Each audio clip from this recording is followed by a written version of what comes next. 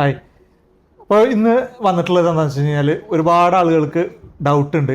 അതായത് ഹയ വിസയിൽ വന്ന ആളുകൾ എങ്ങനെയാണ് ഫാമിലി വിസയിലേക്ക് ചേഞ്ച് ചെയ്യുക അവരുടെ വിസ എന്നുള്ളത്. അപ്പോൾ നമ്മൾ വിചാരിച്ചതെന്ന് വെച്ചാൽ ഒരു വീഡിയോ ഇട്ട് കഴിഞ്ഞാൽ അത് ആ ലിങ്ക് എടുത്തിട്ട് അയച്ചു കൊടുത്താൽ മതിയല്ലോ. കാരണം എല്ലാവരോടും നമ്മൾ റിപ്ലൈ ചെയ്യാൻ നിൽക്കണം. അപ്പോൾ ആ ഒരു എളുപ്പത്തിന് വേണ്ടിയിട്ടുള്ള ഒരു വീഡിയോ കൂടിയിട്ടാണിത്. ഒരു ഇൻഫർമേഷൻ വീഡിയോ തന്നെയാണ് നമ്മൾ ചെയ്യുന്നത്.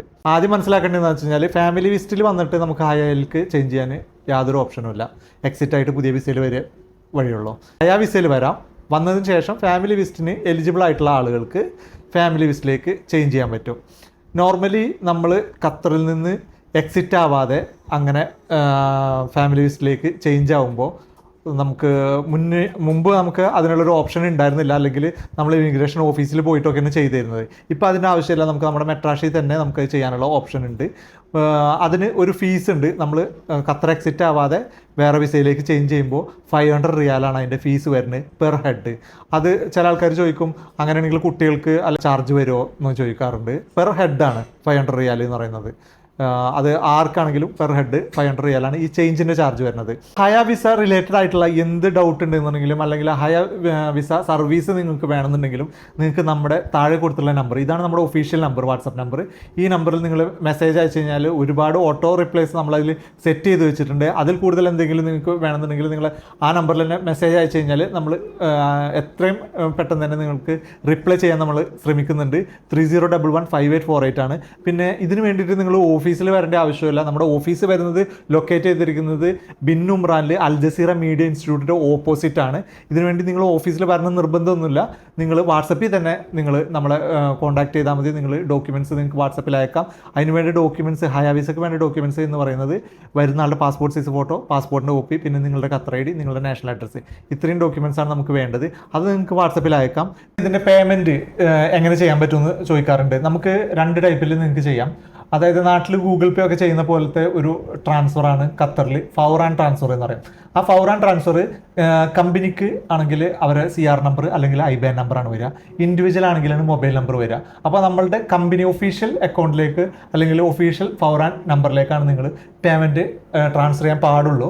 അപ്പോൾ നമ്മുടെ ഖത്തർ ഇസ്ലാമിക് ബാങ്കിലാണ് നമ്മളെ അക്കൗണ്ട് ഉള്ളത്. അപ്പോൾ ആ അക്കൗണ്ട് ഡീറ്റെയിൽസ് ഞങ്ങൾ നിങ്ങൾക്ക് വാട്സപ്പിൽ തന്നെ ഷെയർ ചെയ്യുന്നതായിരിക്കും. അതുപോലെ തന്നെ നിങ്ങൾ ഫൗറാനാണ് ട്രാൻസ്ഫർ ചെയ്യണമെന്നുണ്ടെങ്കിൽ ഫൗറാൻ നമ്മുടെ കമ്പനിയുടെ CR നമ്പർ, അതല്ലെങ്കിൽ കമ്പനി അക്കൗണ്ടിൻ്റെ IBAN നമ്പർ ഞങ്ങൾ നിങ്ങൾക്ക് ഷെയർ ചെയ്ത് തരും. അതിലേക്ക് നിങ്ങൾക്ക് ട്രാൻസ്ഫർ ചെയ്യാം. വേറൊരു പ്ലാറ്റ്ഫോമും നമ്മൾ വേറെ കൊടുത്തിട്ടില്ല.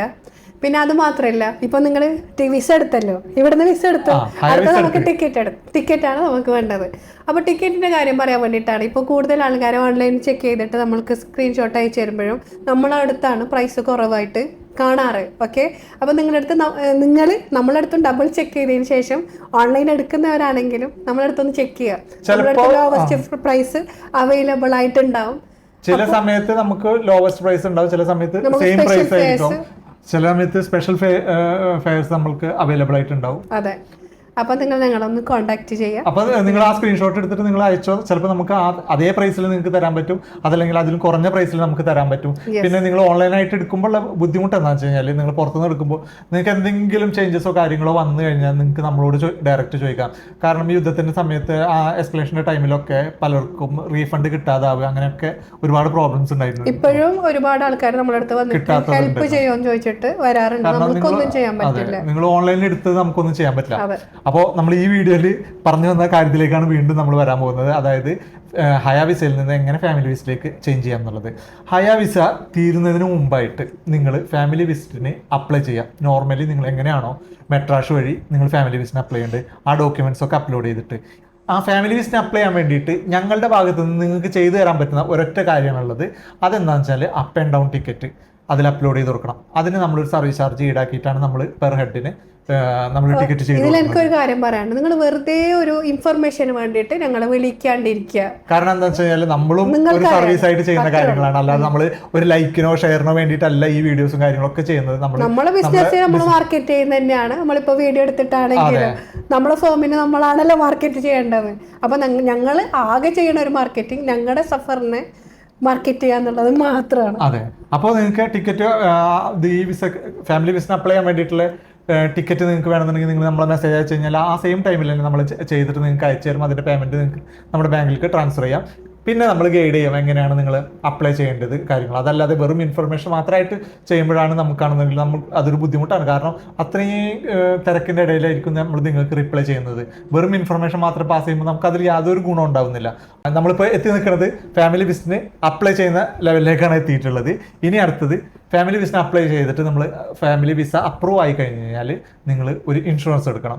ഇൻഷുറൻസ് നിങ്ങൾക്ക് സെൽഫായിട്ട് നിങ്ങൾ ഓൺലൈനിൽ നിന്ന് എടുക്കണമെങ്കിൽ എടുക്കാം. നമ്മൾ ഇൻഷുറൻസ് എടുത്ത് തരുമ്പോൾ 10 റിയാൽ നമ്മളൊരു സർവീസ് ചാർജ് ഇട്ടിട്ടാണ് നമ്മൾ എടുക്കുന്നത് പെർ ഹെഡിന്. അതിലും പ്രോബ്ലം വരുന്ന വെച്ചാൽ ഒരുപാട് ആൾക്കാർ അത് മിസ്റ്റേക്ക് വരുത്തിയിട്ട് എടുക്കാറുണ്ട്.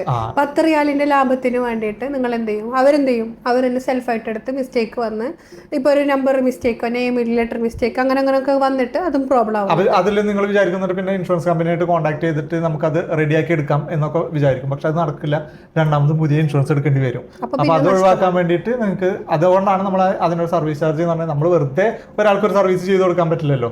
അതുകൊണ്ടാണ് നമ്മൾ അതിനൊരു 10 റിയാൽ എടുത്തിട്ട് നമ്മൾ അത് കസ്റ്റമർക്ക് ചെയ്ത് കൊടുക്കുന്നത്. അപ്പോൾ വീഡിയോ കുറച്ച് ലെങ്ത് കൂടുന്നുണ്ട്, എന്നാലും കുഴപ്പമില്ല. വേറൊരു കാര്യം പറയാൻ വേണ്ടിയിട്ട് കുറേ സ്കാമേഴ്സ് വരുന്നുണ്ട്, ഇറങ്ങിയിട്ടുണ്ട്. എങ്ങനെയാ വെച്ചാൽ ഈ പാവപ്പെട്ട ആൾക്കാരുടെ അടുത്ത് നിന്നൊക്കെ ക്യാഷ് വാങ്ങിയിട്ട് ഖത്തറിൽ പിന്നെ വർക്ക് വിസ തരാമെന്ന് പറഞ്ഞിട്ട് ഹയ വിസ കൊടുത്തിട്ട് ഒരുപാട് ക്യാഷ് പറ്റിച്ചിട്ട് ഉള്ള ആൾക്കാർ. നിങ്ങളൊന്ന് ശ്രദ്ധിക്കേണ്ടതെന്ന് വെച്ചാൽ ഖത്തറിൻ്റെ വിസ റൂൾസ് ഇങ്ങനെയാണ്. വർക്ക് പെർമിറ്റ് നിങ്ങൾക്ക് കിട്ടുകയാണെങ്കിൽ ഇവിടെ നിന്ന് വിസ അപ്രൂവൽ ആയതിനു ശേഷം നിങ്ങൾക്ക് മെഡിക്കൽ നാട്ടിലാണ്. മെഡിക്കൽ നാട്ടിൽ കഴിഞ്ഞാൽ നിങ്ങൾക്ക് ഇങ്ങോട്ടേക്ക് വരാനുള്ള പെർമിഷൻ കിട്ടുള്ളൂ. അതാണ് വിസ. ആ വിസ അപ്രൂവ് ആവണമെങ്കിൽ നിങ്ങൾ നാട്ടിൽ മെഡിക്കൽ എടുത്തിട്ട് മെഡിക്കൽ അപ്രൂവ് ആയതിനു ശേഷം നിങ്ങൾക്ക് ഇങ്ങോട്ട് വരാൻ പറ്റുള്ളൂ. അതാണ് വർക്ക് വിസ. ഹയ വിസ എന്ന് പറയുന്നത് ആദ്യം ഫസ്റ്റ് 1 മന്ത് കിട്ടിയിട്ട് നെക്സ്റ്റ് മന്ത് ഇവിടെ എത്തിയതിനു ശേഷം റിന്യൂവൽ ചെയ്യുന്നതാണ് ഹയ വിസ. അതിന് ഒരുപാട് ക്യാഷ് വാങ്ങി റിന്യൂവൽ ചെയ്യാൻ വേണ്ടിയിട്ട് 500 റിയാലിൽ വരെ ക്യാഷ് വാങ്ങിയിട്ടുള്ള ആൾക്കാരെ കുറിച്ചിട്ട് ഇവിടെ ഒരുപാട് ആൾക്കാർ. അതുകൊണ്ടാണ് നമ്മൾ പറഞ്ഞത് റിന്യൂവൽ ചെയ്യാൻ വേണ്ടിയിട്ട് ഇൻഷുറൻസിന്റെ 50 റിയാൽ 10 റിയാൽ നമ്മുടെ സർവീസ് ചാർജ് അതെടുത്തിട്ടാണ് നമ്മൾ ചെയ്തു കൊടുക്കുന്നത്. അത് നിങ്ങൾ മനസ്സിലാക്കിയാൽ നമ്മൾ വേറെ ചെയ്തു കൊടുക്കുന്ന ആൾക്കാരെ നമ്മൾ കുറ്റം പറയുന്നില്ല. പക്ഷെ നിങ്ങൾ ആരും അത്തരം തട്ടിപ്പിൽ പോയിട്ട് പെടരുത് എന്നുള്ളത് കൊണ്ട് മാത്രമാണ് നമ്മളൊരു അവയർനെസ്സും കൂടി ആയിക്കോട്ടെ എന്ന് വിചാരിച്ചിട്ടാണ് ഈ കാര്യങ്ങൾ നിങ്ങളെടുത്ത് പറയുന്നത്. ഇതെന്താന്ന് വെച്ചാൽ ഒരു മക്കളൊക്കെ അവിടെ വിട്ടിട്ട് ഇവിടെ വന്നിട്ട് ഒരു ചേച്ചിമാര് കരയണവരെ ഞാൻ കണ്ടിട്ടുണ്ട്. അപ്പം എനിക്കത് ഭയങ്കര ഫീലായി അങ്ങനെ ചെയ്യുന്ന ആൾക്കാർ.